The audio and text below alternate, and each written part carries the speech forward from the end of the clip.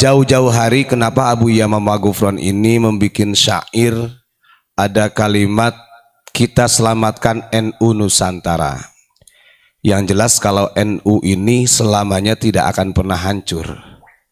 Kalau NU-nya tetap utuh, tentunya adalah orang-orang yang di dalam NU atau yang disebut dengan warga Nahdliyin bisa jadi terpecah belah karena kepentingan politik, bisa terjadi permusuhan karena beda pilihan, dan ini terjadi.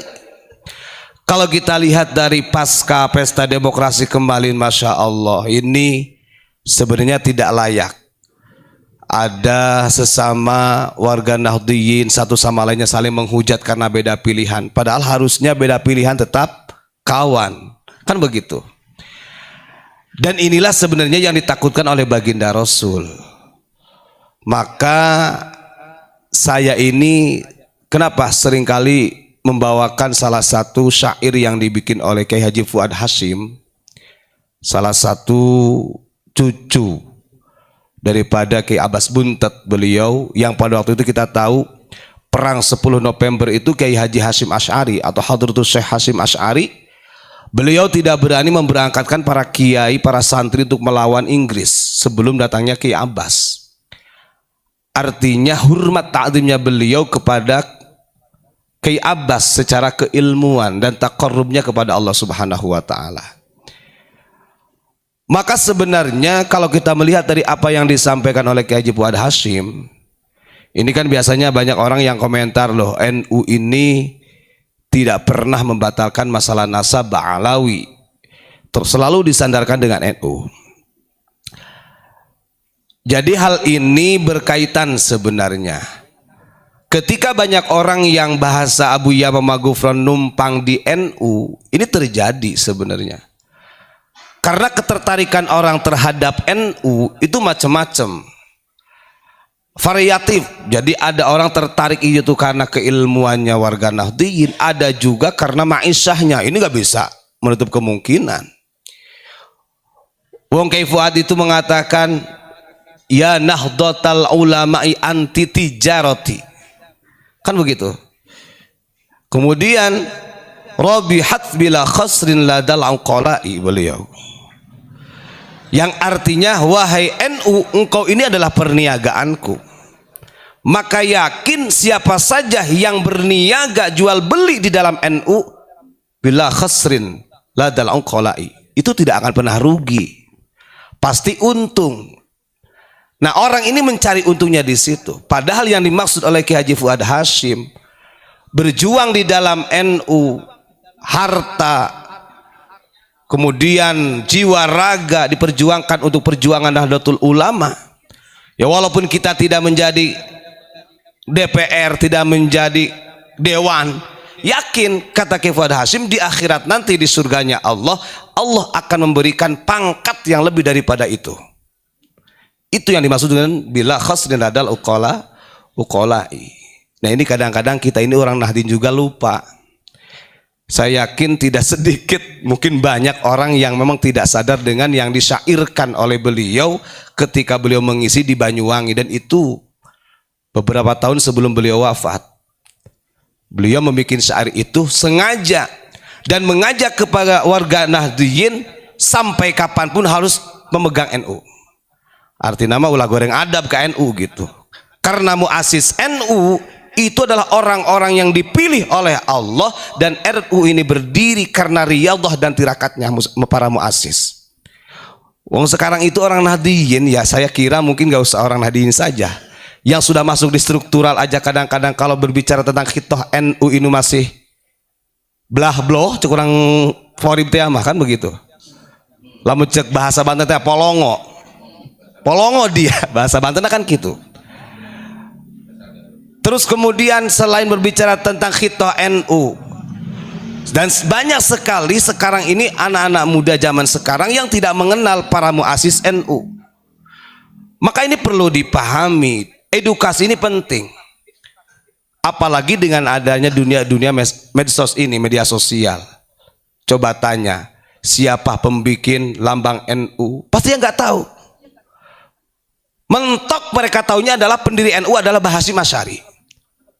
Kadang-kadang kalah dengan nama-nama artis, kalah dengan nama-nama orang imigran. Ini adalah kegagalan kita di dalam mendidik anak bangsa. Dan sebenarnya ini harus yang menyampaikan adalah para ulama sebenarnya. Makanya ketika saya kemarin beberapa setelah Lebaran saya sampaikan, kenapa NU ini sekarang ini lagi dibenturkan dengan kepentingan politik, Banser dibenturkan, Ansor dibenturkan, bahkan orang-orang yang dikatakan yang berada di struktur itu juga dibenturkan. Ada apa sebenarnya? Dan ini yang sangat dikhawatirkan oleh para muassis NU. Jadi nggak ada kalimat ya Nahdlatul Ulama anti mahabbati, gitu kan? Wa mawaddati, wa masarrati wa ridha, itu sudah nggak ada. Kita harus malu dengan para muassis. Makanya sampai disyairkan oleh Ki Fuad Hasyim, ya Nahdlatul Ulama'i anti mahabbati wa mawaddati wa masarrati wa ridai.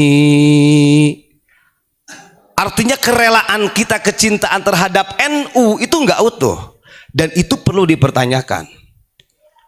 Berapa banyak sejarah NU yang dirubah oleh para habaib? Berapa banyak dari banom NU yang disebut dengan jatman yang berani merubah silsilah torikoh-torikoh yang sudah ada di Nusantara?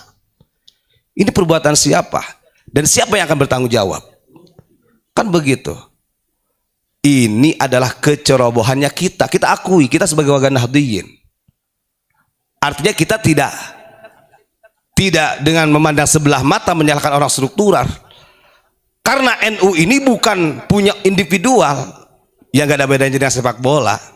Maka kalau ada orang yang mengatakan pemain timnas yang paling bagus siapa? Nathan atau siapa, Anda kata Rafael. Nah, ketika ada orang yang berpendapat Nathan yang paling bagus, Rafael yang paling bagus, atau mungkin Hernando sebagai kiper yang paling bagus, itu salah, itu mindset yang salah. Maka kita sebagai warga Indonesia harus mensupport bahwa timnas semuanya adalah orang-orang hebat. Itu cara berpikir Nahdliyin. Nah, sekarang ini yang terjadi itu terkotak-kotak. Wah, ini harusnya ketua PBNU-nya itu bagus di zaman si A, ini harusnya di zaman si B. Nah, karena ada mindset yang rusak seperti itu, seakan-akan NU ini milik individu, nah ini sudah fatal, maka ke bawahnya akan rusak. Ya, kita mencontoh dengan Piala Asia kemarin lah begitu. Karena begini, manusia itu sangat, apalagi karakter orang Indonesia, ketika individunya itu terlalu dipuja, ini juga bahaya. Yang jelas Nahdliyin ini adalah milik kita semua yang mengatakan dirinya sebagai wadah Nahdliyin. Karena Nahdliyin ini adalah wadah yang menjadi pelantara kita untuk selamatnya dengan wasilah gandolan sarungnya kepada para ulama. Nah, saya tanya, yang istilah punya gandolan sarung itu di NU apa di mana? NU. Maka pantas kembali lagi kepada syair Kiai Fuad Hasyim, ya Nahdlatul Ulama'i anti safinatun, kan begitu, litamassuki bi jama'atil ulama'i. Jadi hanya di NU ini adalah perahu bahtera yang memuat umat manusia dengan pelantara kita gandolan sarung kepada ulama. Di situ bi jama'atil ulama, bukan bi jama'atil habaib. Kan begitu. Karena para habaib jarang pakai sarung, kebanyakannya pakai jubah. Maka istilah litamasuk itu ada istilah NU. Kita harus yakin. Maka dulu gak salah ketika Mbah Hasyim Asy'ari mengatakan siapa saja sahabai anu ngarawat NU di waktu hirupna, maka orang tersebut akan diakui sebagai muridku. Itu jaminan. Karena ulama-ulama kita ini bertanggung jawab. Bahkan Kiai Haji Ridwan Abdullah, beliau itu sampai sebelum wafatnya mengatakan begini, kalau ada warga Nahdliyin kemudian kesulitan di dalam ma'isyah, dalam kehidupannya adalah dhaqat, sempit, maka datanglah ke nisanku. Itu artinya bukan berarti beliau ingin dipuja, tidak, tapi mereka para muassis NU bertanggung jawab dunia dan akhirat. Dan ini yang sering disampaikan oleh Abu Yama Maghfur. Kadang-kadang orang itu salah paham dengan istilah bertanggung jawab dunia akhirat itu. Kan begitu. Itu yang sebenarnya harus kita pahami. Yang mudah-mudahan kita sebagai wadah Nahdliyin pokoknya sampai kapanpun tetap NU. Mau ada organisasi A, B, C, D macem-macem, kita tetap NU. Karena kalau saya lihat, ini ngapunten, tadi saya dapat kiriman nih. Ada kiriman di grup itu mengenai tentang asal muasal Rabithah Alawiyah, latar belakangnya. Ya lagi-lagi sebenarnya ini terlepas orang mengatakan kita sebagai pembenci, ya monggo terserah itu, asumsi masyarakat. Nah, ini ya, kita pahami Rabithah Alawiyah atau Rabithatul Alawiyah ini berdiri pada tahun 1928, tepatnya 2 tahun setelah NU berdiri.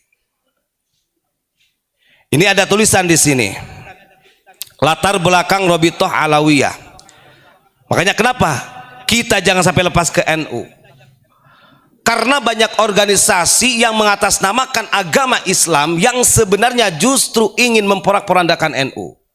Ya kitanya saja sebenarnya yang merasa hangat-hangat gitu, artinya tidak memahami kejadian-kejadian sebelumnya.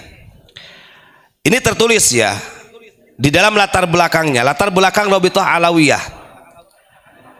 Nah, di sini ada kalimat begini. 2 bulan setelah peristiwa Sumpah Pemuda, beberapa tokoh Alawiyin menganjurkan kepada pemerintah Belanda untuk mendirikan perkumpulan kaum Alawiyin yang bernama Rabithatul Alawiyah berdasarkan akte notaris Mr. A.H. van, nah ini bahasa Belanda gak ngerti lah, nomor 66 tanggal 16 Januari 1928 dan mendapatkan pengesahan dari pemerintah Belanda pada tanggal 27 Desember 1928. Ini ya, kalau kita ini ibarat prasastinya, kalau kita lihat mau sadar-sadar di tahun-tahun ini betapa bangsa Indonesia merasakan kepedihan. Masya Allah. Kenapa? Mereka dengan mudahnya konsolidasi dengan Rabithah Alawiyah, mengajukan untuk membangun Rabithah Alawiyah, dan kemudian dilaksanakan, diresmikan juga dengan pemerintahan Hindia Belanda. Ini kan ada tanda tanya besar, konspirasinya sangat besar. Maka saya katakan, ketika banyak orang yang sekarang mengatakan Rabithah Alawiyah ini adalah didorong, dibantu oleh pemerintah Belanda, itu betul. Karena di dalam piagamnya, latar belakangnya tertulis. Mau diingkari, kan begitu. Makanya kita berani mengungkap manuskrip-manuskrip yang ditulis oleh Habib Utsman bin Yahya ketika dia mengatakan orang-orang Thariqah yang ada di Banten pada waktu itu di Cilegon, yang mau melawan Belanda dikatakan minal hasidin, bahkan orang-orang sesat, orang-orang hasud.